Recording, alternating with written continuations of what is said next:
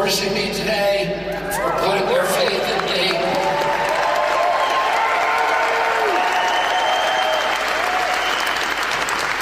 And they know the Muwekma-Ohlone tribe. Oh, and they know very much that this struggle for indigenous rights has consumed a lot of my life, my personal and my professional life, and that this work is going to continue when we're in the White House.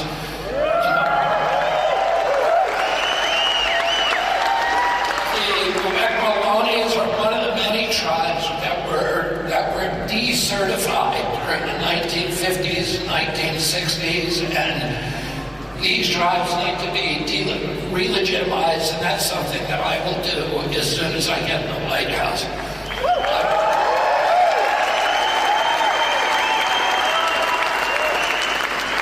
I want to say something about Oakland. My father spent a lot of time doing hearings in Oakland on the poverty issues for the Poverty Committee in 1967 when he was a United States Senator, and then he came back here in 1968 on the presidential campaign. And during that presidential run, he made an unscheduled visit to Oakland's Taylor Memorial Church. And he went there with Willie Brown, who, as you know, later became mayor of San Francisco, but at that time he was an assemblyman. And he came to meet with a lot of local activists here in Oakland at a very, very violent and turbulent time. He met with the NAACP and the Black Panther Party. And it was a very rancorous meeting. He was advised by the local police chief not to go. He attended with two of his companions, John Glenn, the astronaut, one of his best friends, Rayford Johnson, who had been the decathlon champion in 1960 and was one of my father's closest friends. And the meeting was so rancorous and vitriolic that at one point, Rayford and John Glenn advised my father to leave. People were insulting him. People were threatening him. And my dad refused. And he said, this is between me and them. I need to hear them out. I need to hear what they're going to say. And he waited. He stayed throughout that meeting. And the next day, all of the people who were at that meeting signed up to join his campaign. And the Black Panther Party provided his security detail here in Oakland and continued to provide security for him later on in the campaign in his convoys. And there was a lesson that I just wanted to share with you, because it's a lesson all of us need to learn at this point in our history, that we need to start listening to each other, even when it's difficult.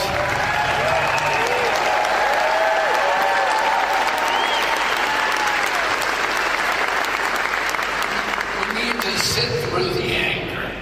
We need to sit with each other and listen to the feelings and not walk away and not see each other as enemies. But learn to love each other even through that anger and vitriol. We need to start coming back to each other as Americans again.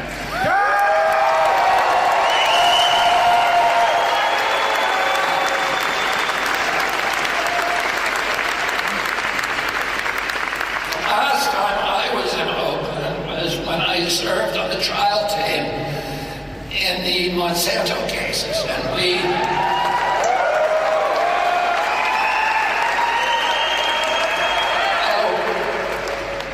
tried two of the three cases in this city. We won $289 million in the first, and then the third one, which we tried here, we asked the jury for $1 billion, and an Oakland jury gave us $2.2 billion.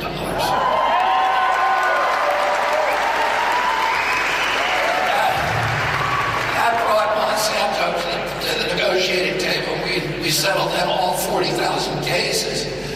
But I lived here for several months during that trial, and I got to really love the city. The Monsanto case was the latest in a lifetime of battles for me. It get poisons out of our food and out of our farms and to restore our soils.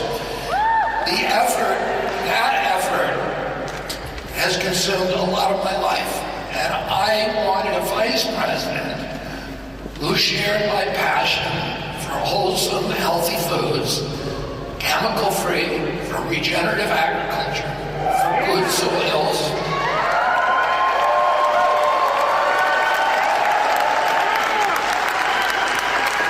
I found exactly the right person.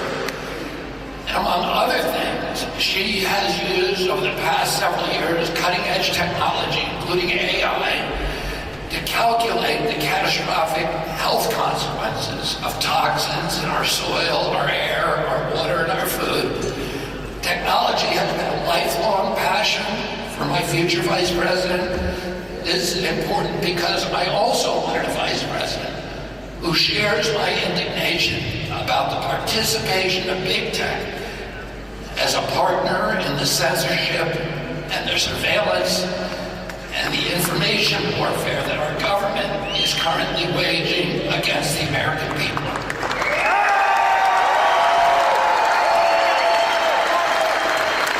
That's why I'm bringing on someone with a deep inside knowledge about how big tech uses AI to manipulate the public. I want a partner with strong ideas about how to reverse those dire threats to democracy and to our freedoms. I managed to find a technologist at the forefront of AI. She has spent the last decade relying on neural networks, artificial intelligence, and cutting-edge science to identify abuses in our government. She understands that the health of every American is a national security issue and a national security risk. Her work has proven time and again that health drives our economy, that it is the foundation of our mental health, our national happiness, our ability to lead the world in innovation, prosperity, and in peace. I also wanted someone who was an athlete, who could help me inspire Americans to heal, to get them back in shape. And I'm happy to report that my vice president is an avid surfer,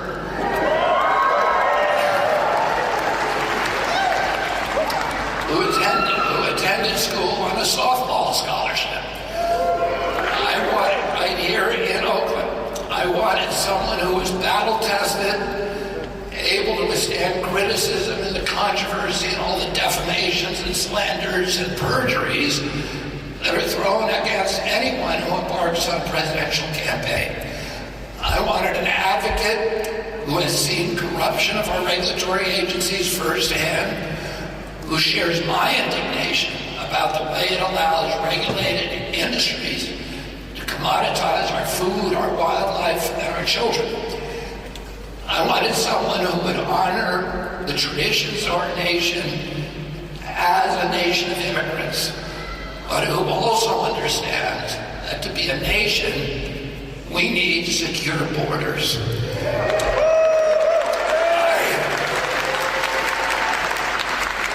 I wanted a partner who is a gifted administrator, but also possesses the gift of curiosity, an open, inquiring mind, and the confidence to change even her strongest opinions in the face of contrary evidence.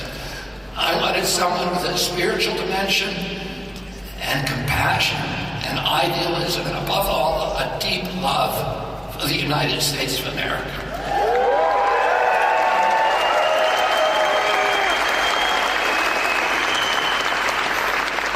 I found all of those qualities in a woman who grew up right here in Oakland, the daughter of immigrants who overcame every daunting obstacle and went on to achieve the highest levels of the American dream. So that is why I'm so proud to introduce to you the next Vice President of the United States, my fellow lawyer, a brilliant scientist, technologist, a fierce warrior mom, Nicole Shanahan.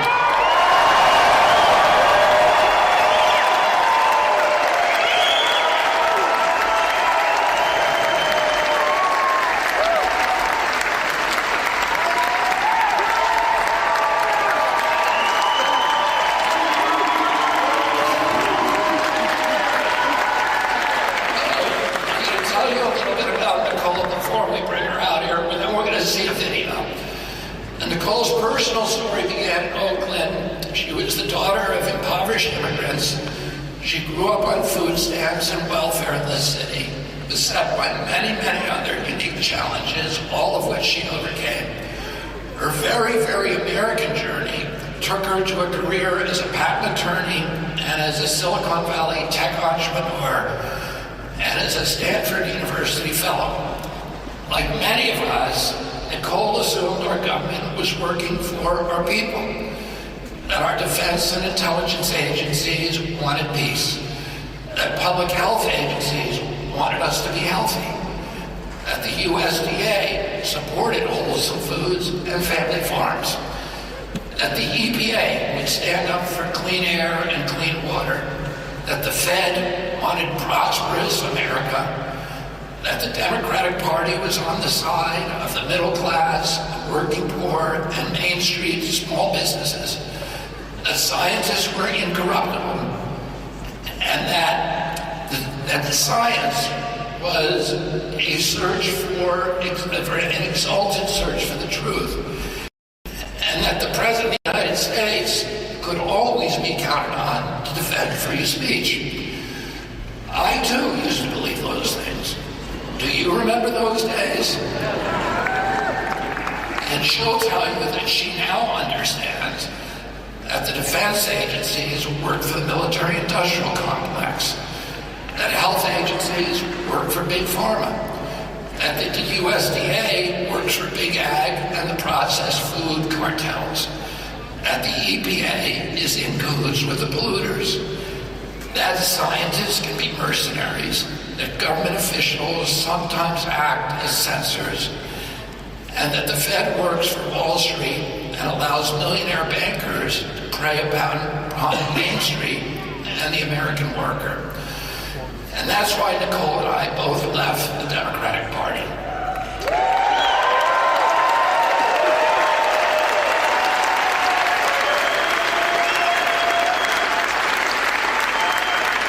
Our values didn't change, but the Democratic Party did. The things that we love are still the same. We love our families, our children, and our faith. We love clean air and clean water and productive soils and good food. We love the wilderness and our Purple Mountains majesty. And above all, we love our country.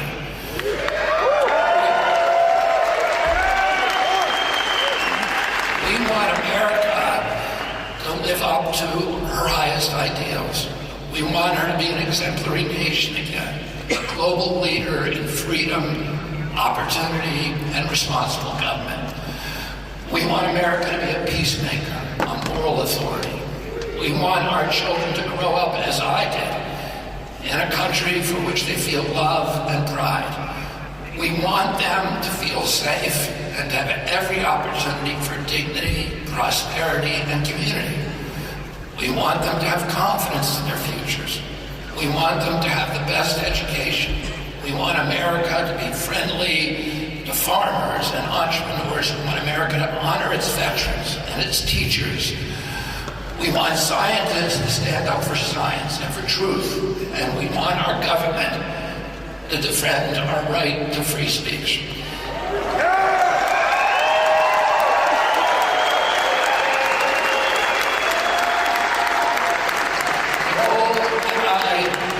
Share all of these values.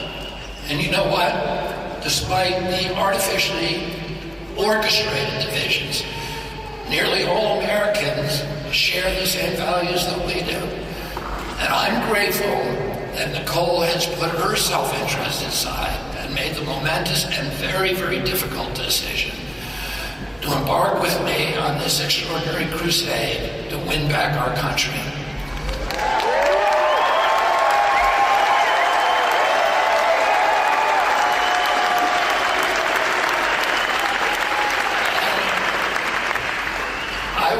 Most importantly, looking for a partner who is a young person. And Nicole is only 38 years old. And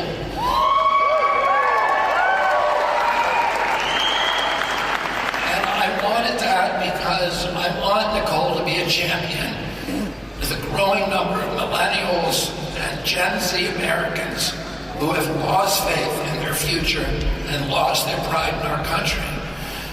Many in our generation have stopped believing that older people who have been running our government for so long understand them or represent their interests. That older generation that now dominates Congress, the Supreme Court, and the White House is the same generation, the same people who ran up the $34 trillion debt, and millennials and Gen Z and their children will shoulder the burden. It was my baby boom generation that unleashed the epidemic of chronic disease that has made America the sickest country in the world. The only response to this calamity by government officials today is to gaslight us into pretending that it's all normal, that it's not really happening. Nicole and I both share doubts about the corporate captured uniparty and that it can produce leaders capable of imagining a different version of America, a hopeful version of the future. We both have doubts that either the Democratic or Republican Party nominees are capable of dealing with the complexities and fulfilling the great promise of a technology-driven economy.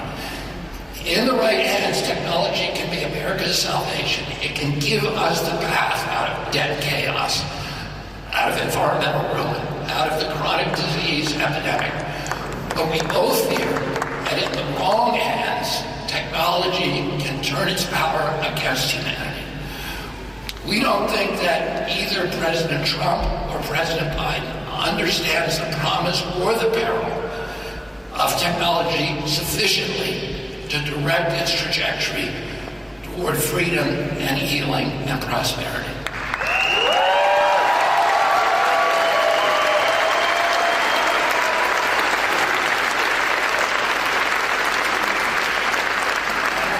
Witnessing this dismaying contest between the two oldest presidential candidates in history. Those two men, during their terms as president, both worked to close our Main Street businesses for a year, 3.3 million businesses, with no due process, no scientific citation, no public hearings, no environmental impact statement. They just told us to shut them down. Those policies, that both of them engineered, transferred $4 trillion from the middle class to this new oligarchy of billionaires. They created 500 new billionaires in 500 days, a billionaire a day. Today, they ran up a greater debt than all previous presidents combined since George Washington. Two men with a single term in office each. Now, they don't want us talking about those things. They want us instead to hate each other, to fear the other guy.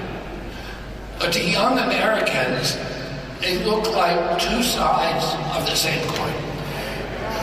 If we vote for either of them again, we can expect, and we will deserve, more of the same.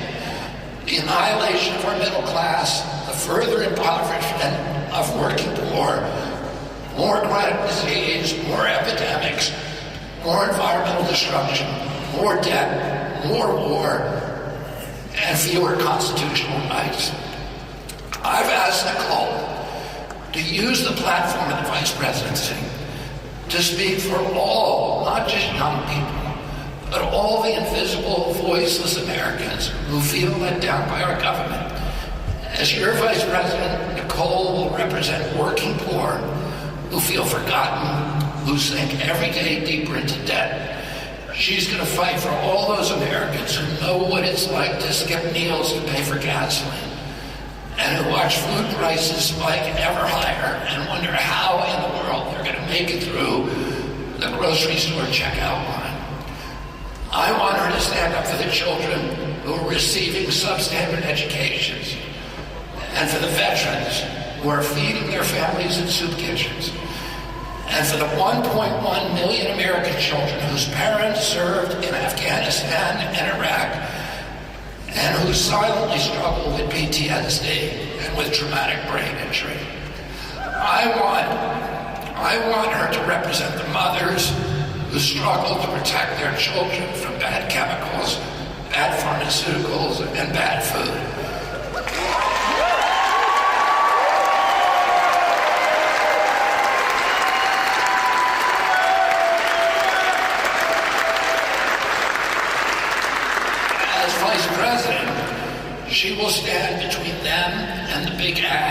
big pharma, the chemical industry, the processed food industry, the government regulators who are colluding to poison our kids for profit. And as vice president, she's going to stand with me against the military-industrial complex.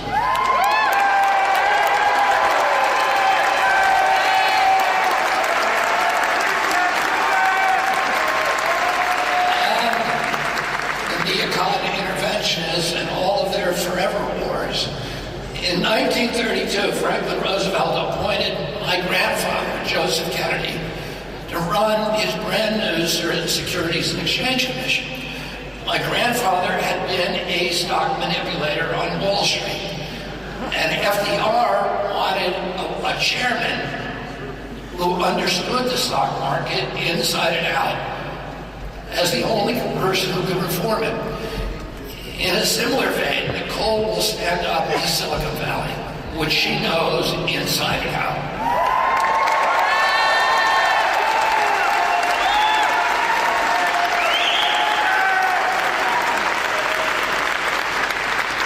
And she's going to stand up to Wall Street with the big banks, the larcenous K Street lobbyists, the regulatory czars, the unbridled central bank money printers, the crony capitalists, and all of the other people who have turned our country from a democracy into a corporate kleptocracy. These are the people.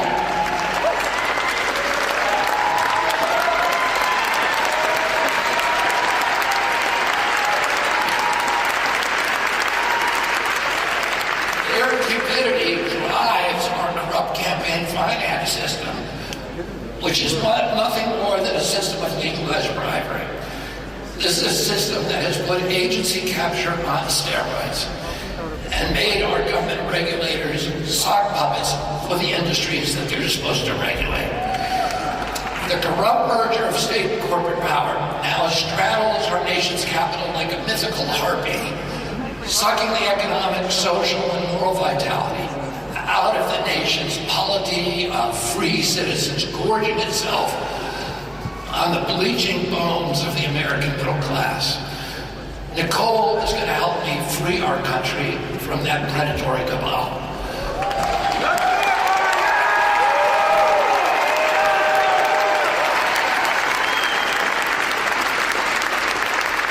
Our independent run for the presidency is finally going to bring down the Democratic and Republican duopoly.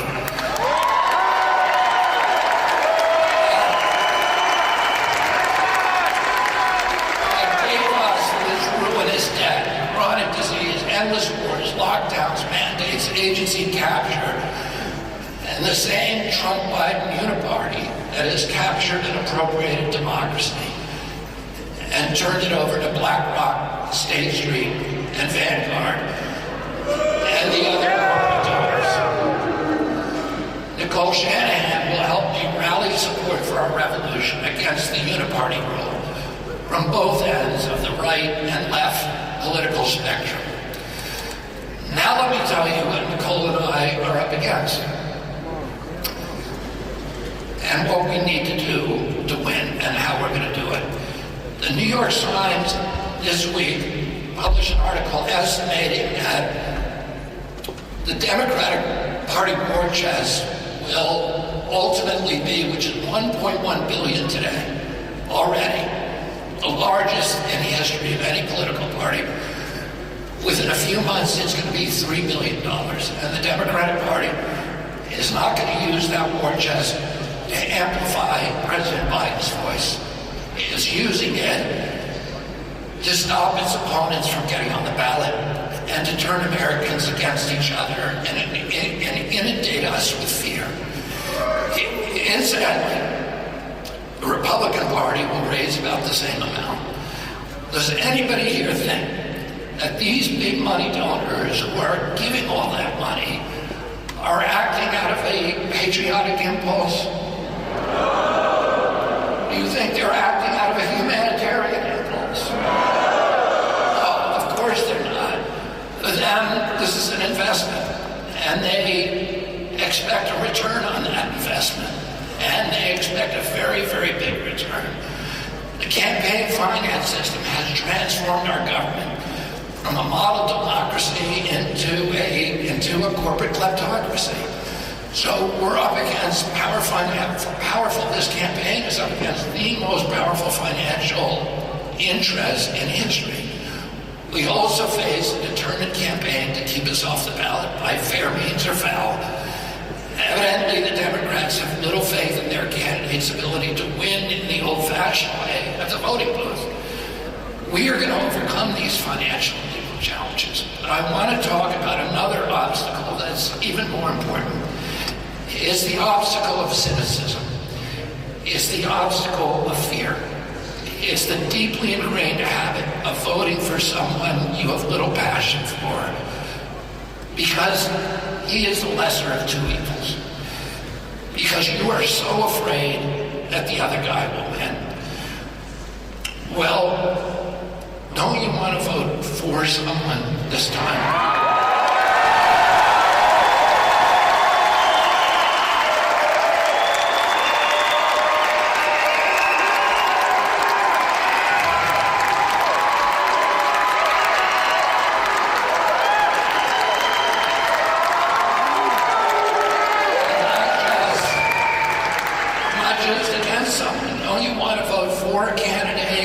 Country that you can be proud of?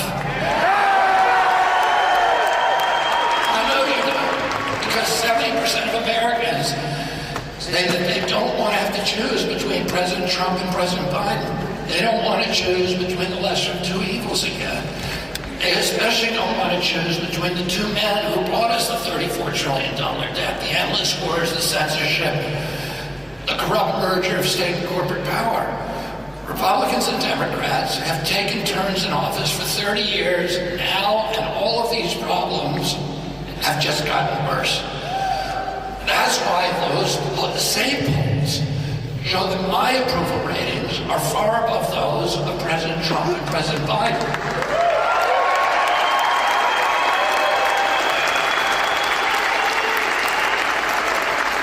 Now, both the Democrats and Republicans are looking at those poll results, and they're devising ways to keep me off the ballot. They don't want to give you the choice. You know, when I was a kid, the Democratic Party was fighting. Its primary fight was to make sure that every American had the right to vote, that none of us were disenfranchised. But today's Democratic Party is doing the opposite. It's working to disenfranchise any Americans who they don't think will vote for their agenda. The principal technique is to call me a spoiler and instill fear in Americans that voting for me will get some other terrifying candidate elected. Our campaign is a spoiler. I agree with that.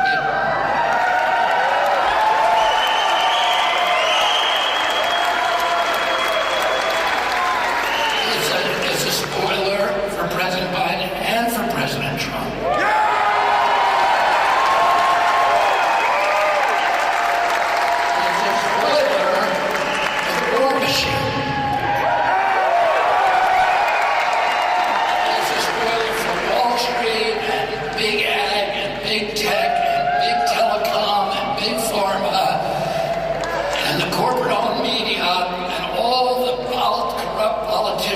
And corporations.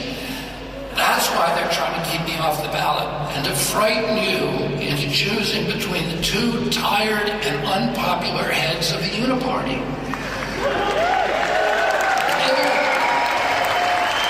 Millions of Americans are not going to vote at all if they're not given another choice. They're simply withdrawing from American democracy. Well, Nicole and I are going to give those millions another choice. The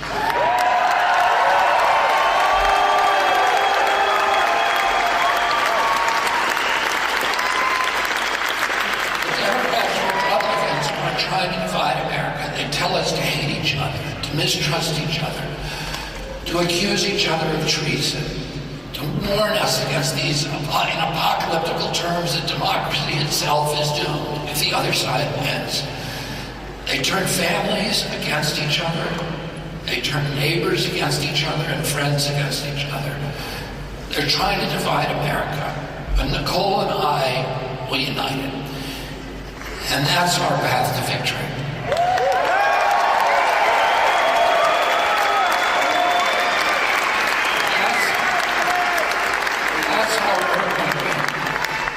That's how we're going to forge an unstoppable coalition of homeless Democrats and homeless Republicans. We're ready to look at the universal values that unite us all, and that every conscientious American wants the same way Nicole wants it and I want it. All those things that I described: our love, our children, good food, good soils, moral authority around the world, the end of the warfare state, an incorruptible government. All those things we all want. If we can only persuade enough Americans to vote out of hope rather than of fear, we're going to be in the White House in November.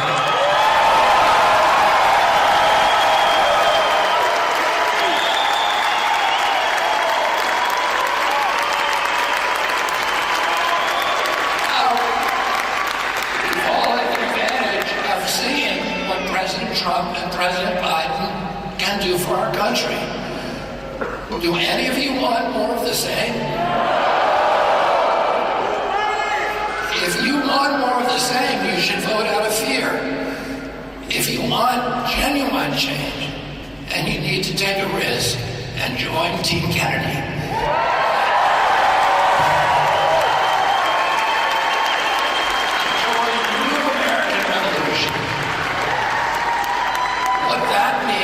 Vote from your conscience, vote from your heart, vote out of idealism, vote out of optimism for this country.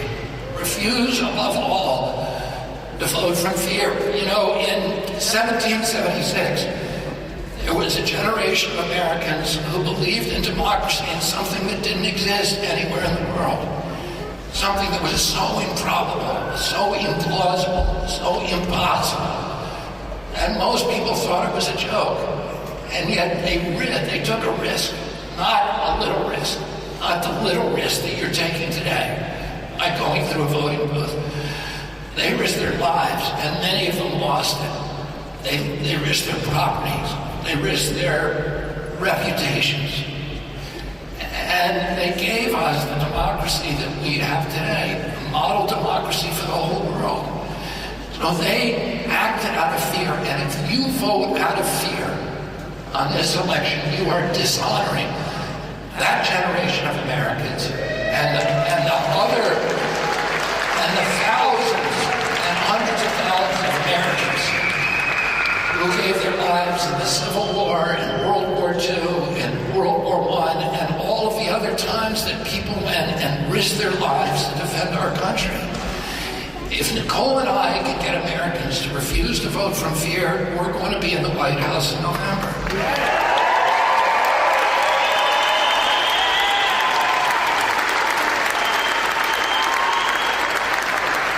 Nicole and I are running to help heal the symptoms of an ailing America, to heal our divisions, to heal our economy, to heal our mental health and our spiritual and our physical health. But we can't do it alone. We need you. And now I have a governing partner who will fight for you and for your family until the last corporate kickback from our government, the last toxin is cleared from our water and our soil.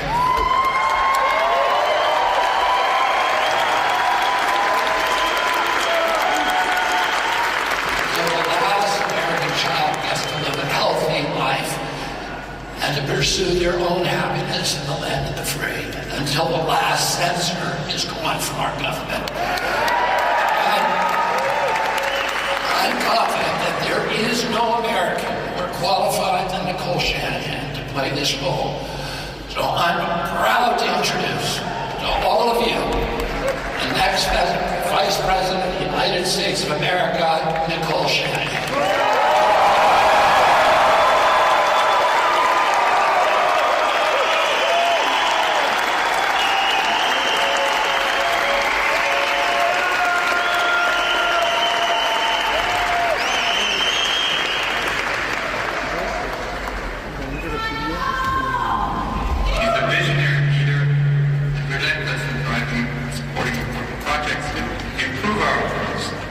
perseverance, great leadership.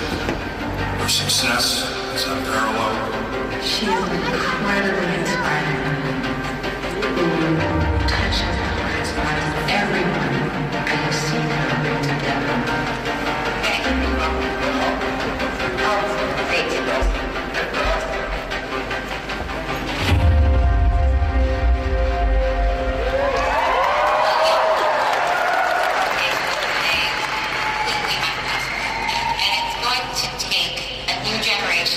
That understand deeply those threats because they are themselves technologists to address the issues at hand. It's going to take leadership that has spent their life in technology. It's going to take leadership that understands what questions to ask, how to ask them, and what it looks like to implement a plan. This is not the America of the 1950s. This is the America of 2024. And in this America, it's going to take communities coming to the White House that never have actually been in the White House. And these are going to be tech communities. These are going to be Gen Z communities. These are going to be millennial communities who really believe that working together is going to get us to a healthier America with solutions that actually work.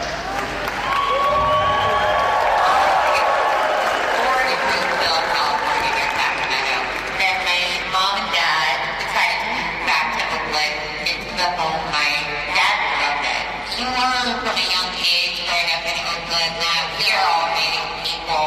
We all get a shot at something great. And the color of your skin just gives you a different, cool, cultural perspective. And, I'm half Chinese, half Caucasian, but to the people around me, I was Nicole. My mom immigrated to the United States in 1983 from Guangzhou, China. My father struggled with substance abuse, various mental health challenges. He relied on government assistance for a good portion of my childhood. Every time my dad lost a job, there wasn't a lot of money to cover basic expenses like food. And we would get food stamps and go to the local grocery store with my mom and brother and I. And at the checkout counter, I remember she would ask my mother and I to go stand by the magazine when it was time to pay. It was hard, but it's really hard. Those programs, they saved my family. They gave me a chance. I went to the University of Puget Sound in Tacoma, Washington. I graduated in 2007, and I started working actually on medical device patents as a paralegal. I was always asked to be kind of the resident law firm nerd that was in charge of making sure the software ways worked well and represented all the client data correctly. And I loved it. I was at Santa Clara Law School, which is really in the heart of Silicon Valley, and trained some of the top IP law professionals in the country. In 2014, I joined Stanford Law and Computer Science to become Codex Fellow. My center at Stanford, Codex, one of our core themes is how to build humanistic programming into AI.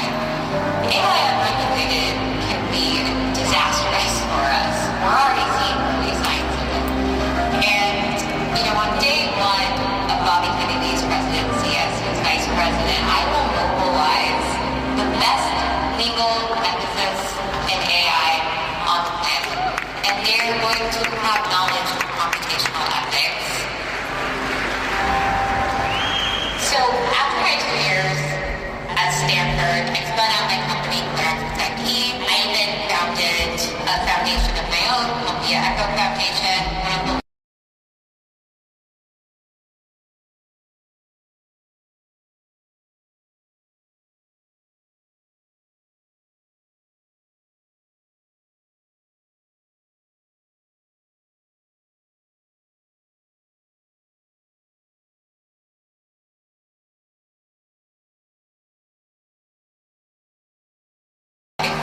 from time of birth until 7 months. She smiled, she giggled, she paid attention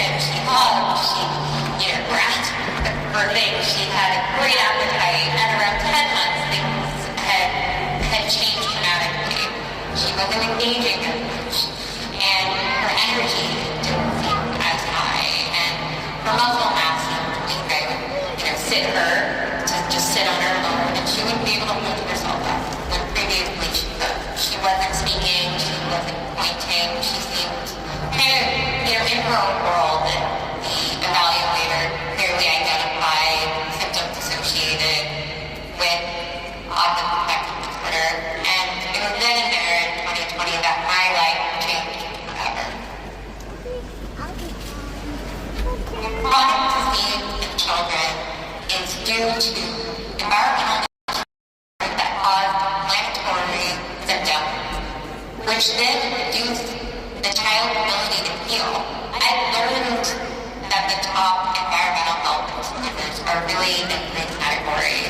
There's endocrine disruption, which is caused by various chemicals in our consumer products, chemicals and preservatives in our foods. The second category of environmental exposures are electrochemical in nature. That electrical interference comes in the form of our wireless technologies, our devices, our cell phones, and we have no regulatory body currently in the United States keeping an eye on this. The third category of environmental exposures really is medications that we rely on for our healthcare system.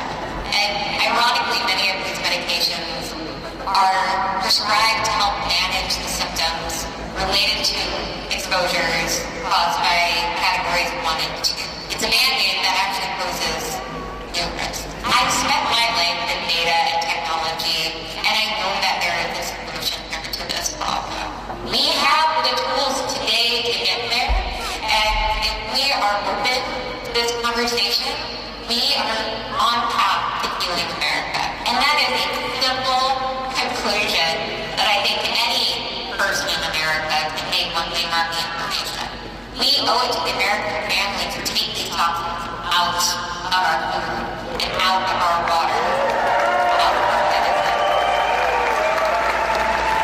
This campaign is so much more than politics. This campaign is about what is sacred. And what is sacred is our health and our families in this land, this beautiful land that deserves much greater attention. I believe this has been given now because I've been finding it harder and harder to find the leadership in the White House that represents the issues closest to my heart. And in order for us to get there, I think we all need to rethink what has happened to the DNC and the RNC for that matter. We need an opportunity, we crave an opportunity to see how we can serve in the best interest of the American public outside of the system that hasn't worked. We deserve a real election of optimism. And that's what we're obviously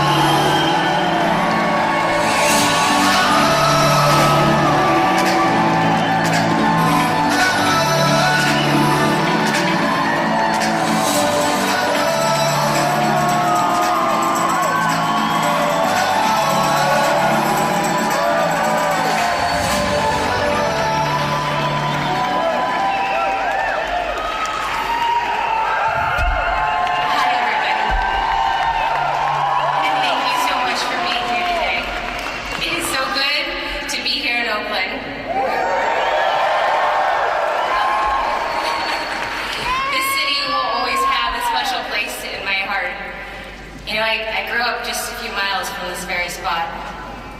My mother, who's standing right there, with her coconut, she immigrated here from Guangzhou, China. And my late father was an Irish and German American. I want to tell you a little bit about my childhood, so you can understand the source of my politics and convictions.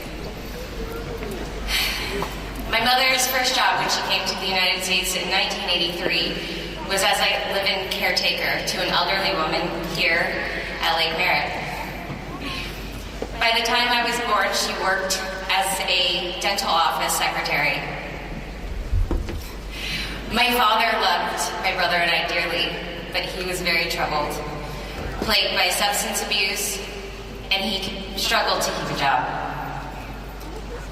From watching my father and his struggles, I learned not to be judgmental. He was doing the best he could. I think of him when I see the statistics of the millions of Americans who are addicted, depressed, or suffering. This is one of the epidemics of our time.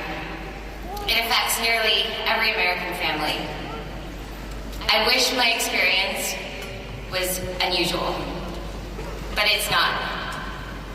It has become part of my determination to do something for our country.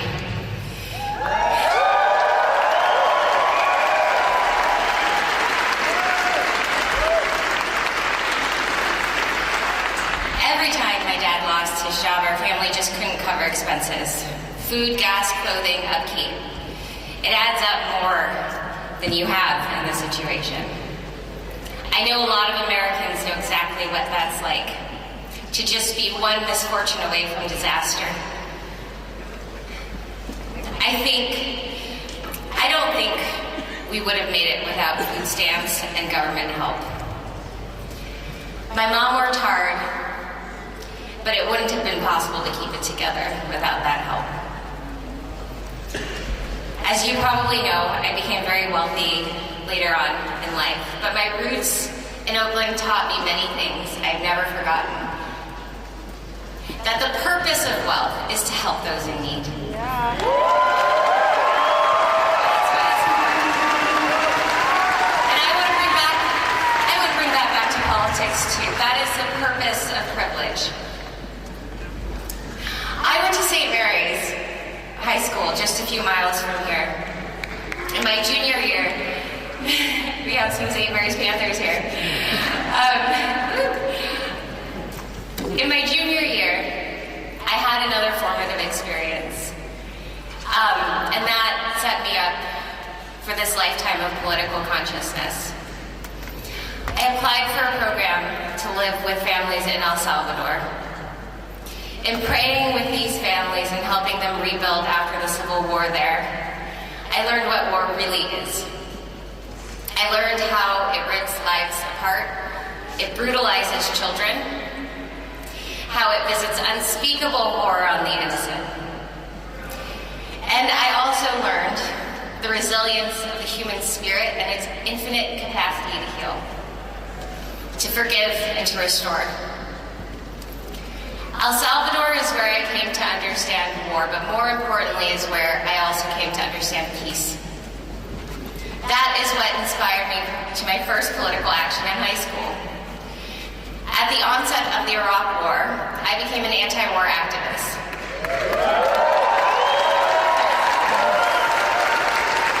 If I'm being honest, I didn't really know how to do it. I printed pamphlets and I led a walkout. We went to our local radio station. But I knew in my bones then that violence begets more violence. I'd seen what that does to society, and I didn't want my country, the country I love so dearly, to be doing that in the world.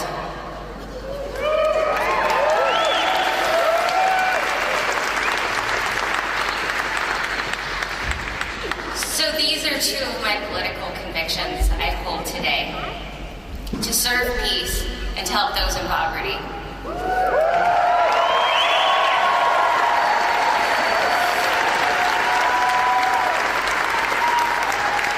So you can understand why I gravitated to the Democratic Party. because that was supposed to be the party of peace, the party of compassion. Many Democrats, we still believe in those ideals, but unfortunately as an institution, it has lost its way.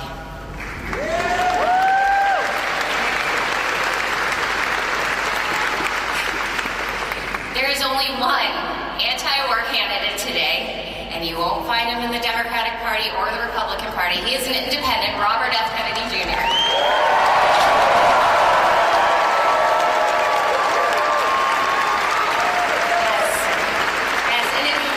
It is his commitment to peace and to the welfare of hardworking people in America that draw me as a person of compassion to his candidacy.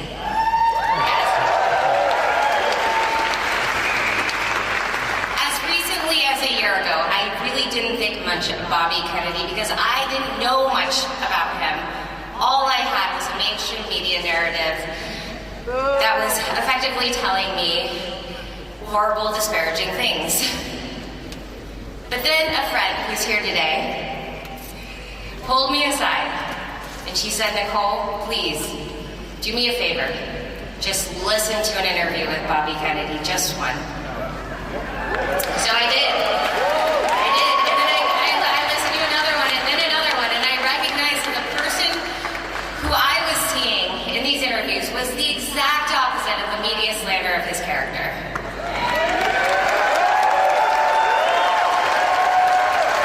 I saw a person of intelligence, of compassion, and of reason.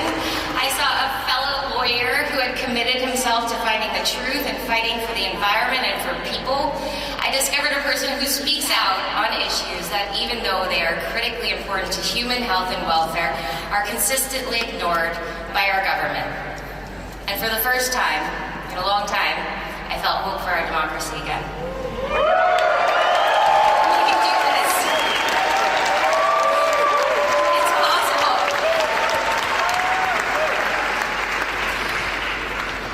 One of those issues also happens to be a passion of mine and a focus of my philanthropic work: chronic disease. I got into it through my own journey of reproductive health, followed by a steep learning curve for caring for my daughter, who has an autism diagnosis. In that journey, I discovered that women's fertility is in precipitous decline around the world. We are facing a crisis in reproductive health that is embedded in the larger epidemic of chronic disease.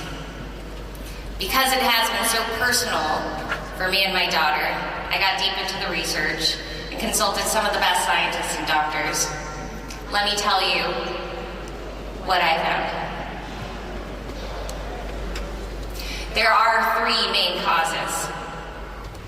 One is the toxic substances in our environment, like endocrine disrupting chemicals in our food, water, and soil, like the pesticide residues, the industrial pollutants, the microplastics, the PFAs, the food additives, and the forever chemicals that have contaminated nearly every human cell. Yes, and it makes you angry to hear this. It makes me angry to say it because we shouldn't be here right now. Second is electromagnetic pollution. You don't hear politicians talking much about that either, but it is something we need to look at. As Bobby says, we need to investigate every possible cause of chronic disease epidemic that is devouring our nation from the inside. Third, I'm sorry to say, is our medications. Pharmaceutical medicine has its place, but no single safety study can assess the cumulative impact of one prescription on top of another prescription and one shot on top of another shot on top of another shot throughout the course of childhood. We just don't treat that safe.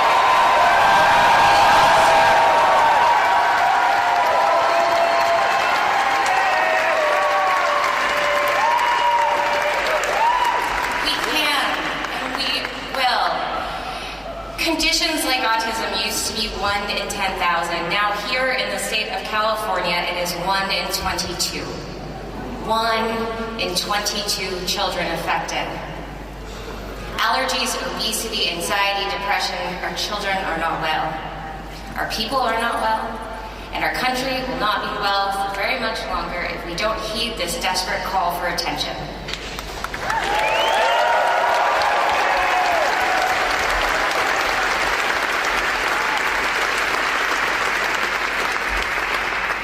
I've spoken to our government agencies. Trust me, I've tried. I've spoken to senators, I've spoken to governors. They all know something is wrong, but none of them take any action. There is only one candidate I have met for president who takes the chronic disease epidemic seriously. It is Robert F. Jr., and I will be his ally in making our nation healthy.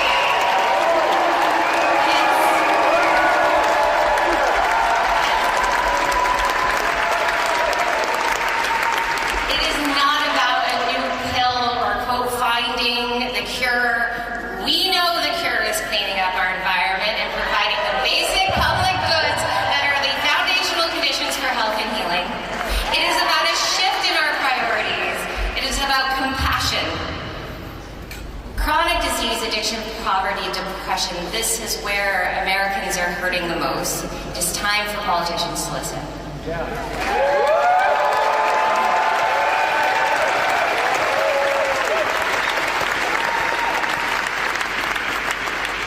So here is how the Kennedy-Shanahan ticket is going to end the chronic disease epidemic.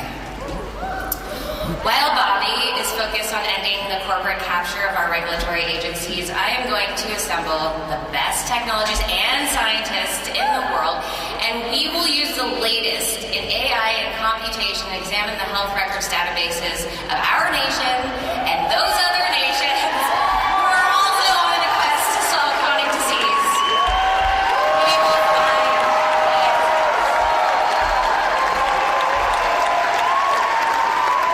We will find the answers to our most pressing health concerns within weeks, not decades. We can, if we have access to those databases. It is time to move out of the dark ages of medicine. We can solve the mysteries guarded by corporate influence.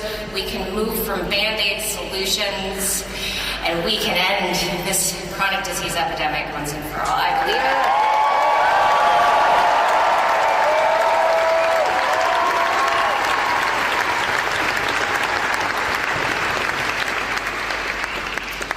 You know, my sense is that most American moms and dads already know the truth of the matter, and it's just long overdue that the duty of care owed to the American family is actually given.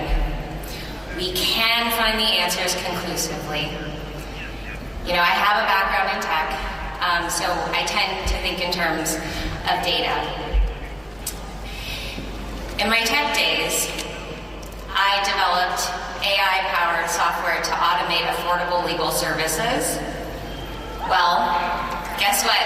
The CDC and research institutions have the data we need.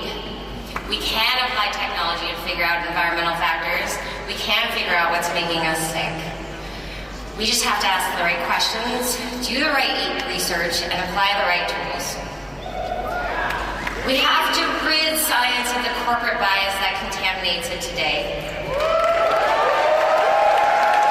And we put this thing into reverse.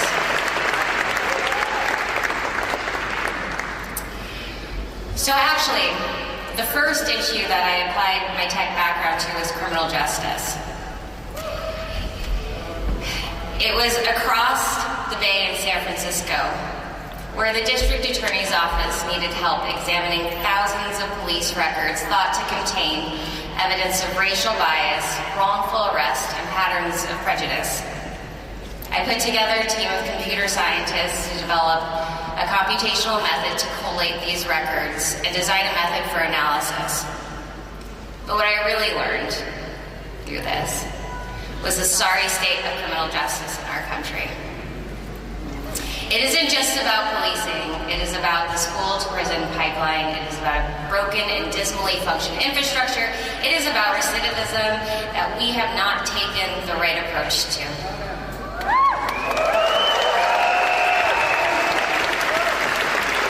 How do we make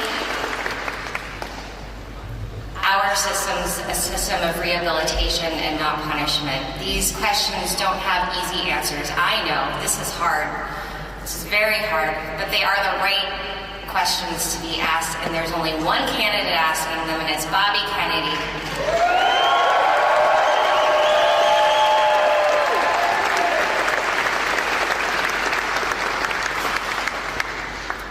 And I'm going to mention one more issue close to my heart. This has to do with climate. My interest in health and solving climate issues has led me to the realm of agriculture. I realize that a nation's health comes down to its soil and the people who work it. Hell yeah.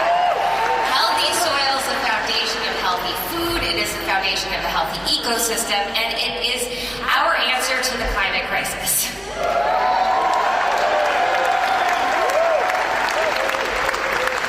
It is the foundation of a healthy economy. But what politician besides Bobby Kennedy do you ever hear talking about soil? None. I produced 2 films on the issue. Common Ground is the latest. We brought some Common Ground and Kiss the Ground people here. Thank you guys for coming out today. I've talked to Congress people and senators, but all I've gotten are vague promises that never amount to real change. Republicans and Democrats alike have fallen under the sway of big agrochemical companies and food conglomerates. They might invoke the ideal of the family farm, but they have betrayed it again and again. So I am entering myself, I know I'm not a politician until just now, but I am entering myself to do this work and to highlight this need, because guess what? I've met some of the most innovative American farmers. Their methods rebuild soil, sequester carbon, recharge aquifers, and revitalize the economy.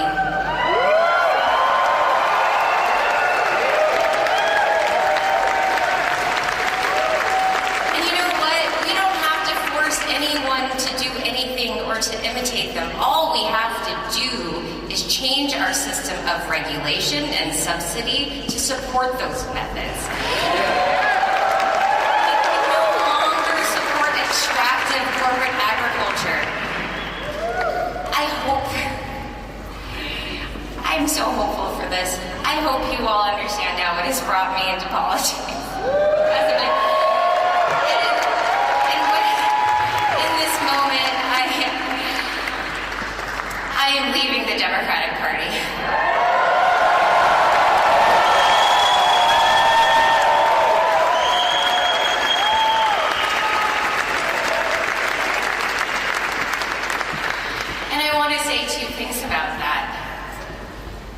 First, even though I am leaving the party, I believe I am taking the best ideals and impulses with me. The Democratic Party is supposed to be the party of compassion. It is supposed to be the party of diplomacy and science. It is supposed to be the party of civil liberties and free speech, and most importantly, the party of the middle class and the American dream.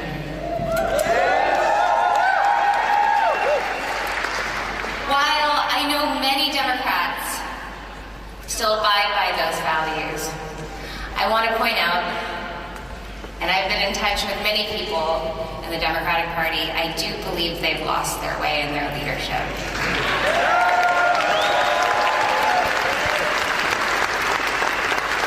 I worry for the party's overwhelming interest in elitism, celebrity, and winning at all costs. And I worry that they do it even if that means turning a blind eye on the issues that they all know to be true. I know this because I've been in those circles for the last 8 years, and I have grown increasingly tired of it.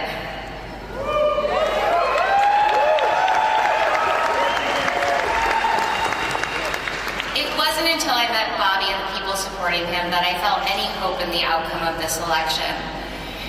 As I re-examined my Democratic Party assumptions, I have seen conservative voters with new eyes too. I have met farmers, I have met hunters who are some of the most staunch conservationists I have ever met. Who understand ecosystems better than most. I have met children who are searching every possible avenue for their health. And yet the Republican Party, like the Democratic, is letting them down because the actions of the party are diverting from the values that actually support individual freedom. Yes.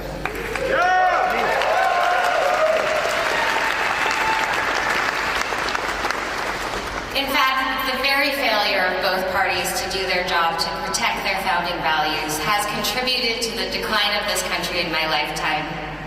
Yeah, true! Maybe that's why I see so many Republicans disillusioned with their party as I become disillusioned with mine. Yeah! If you are one of those disillusioned Republicans, I welcome you to join me, a disillusioned Democrat. In this moment to unify and build America.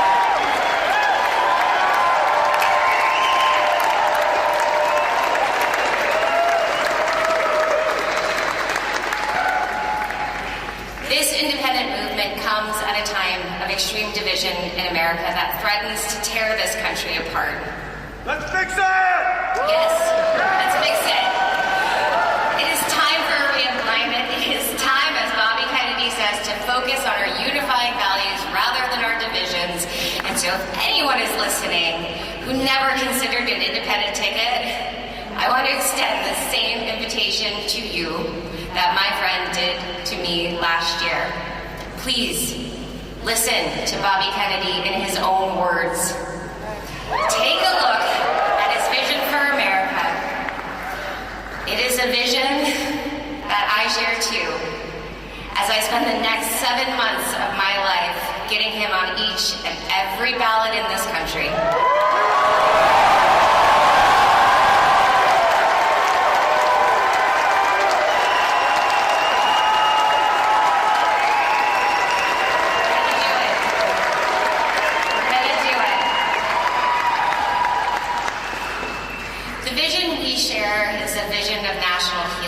It is an America that leads the world no longer through force of arms, but through the power of example. It is an America that wages peace through diplomacy. It is an America that had become the sickest industrialized country on the earth and turned it around. Yes. We're going to turn it around. It is an America where everyone who works hard can afford a decent life. It is an America where people of all races receive fair and equal treatment under the law. It is an America whose freedoms are the envy of the world. It is an America with honest and transparent government institutions. Can you imagine a country whose government doesn't lie to you?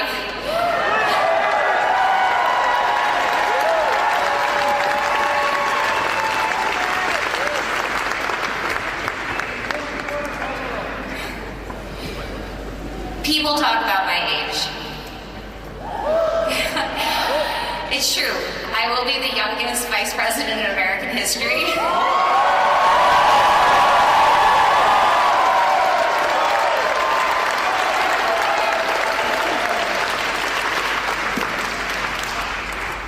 Let me tell you why so many of us young people have turned away from politics. It's because we lost hope that change would ever come from inside the system. After all, which party wins with promises of hope and change or to drain the swamp? Things proceed as usual, declining bit by bit each passing year. So that's the reason. But the other reason is that we can't stand the phoniness anymore.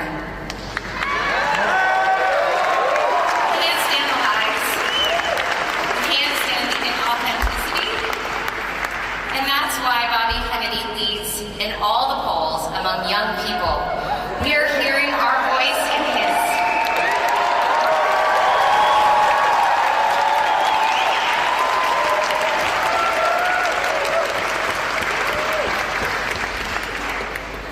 So I come to you today as a former Democrat. I come to you as a woman not quite 40. I come to you as someone who has experienced sickness and health and poverty and wealth. And I come to you as a mother.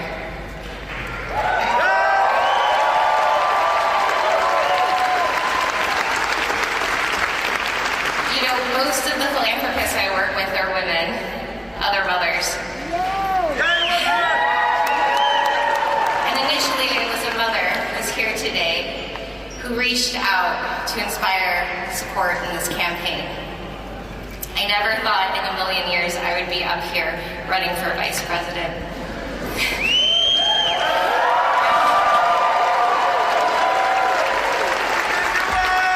No. But what I am doing is I'm joining the millions of mothers out there who support this candidacy.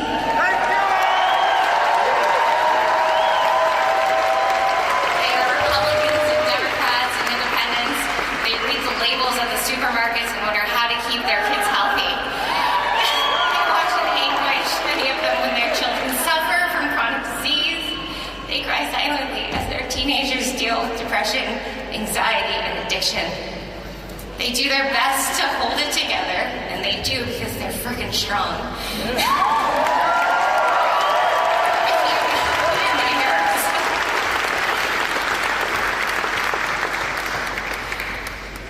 These moms, they're my heroes. They're the moms trying to make a normal life for their children in a world that has gone crazy. As a mother myself who knows the firsthand challenges of raising a child with special needs, I promise to you to make this world a little less crazy.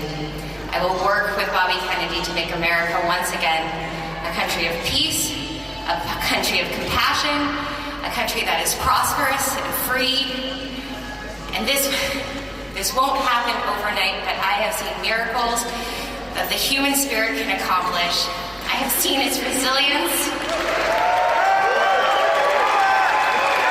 most importantly, I have seen its capacity to heal. And what is possible for the human being is also possible for our nation. Yeah!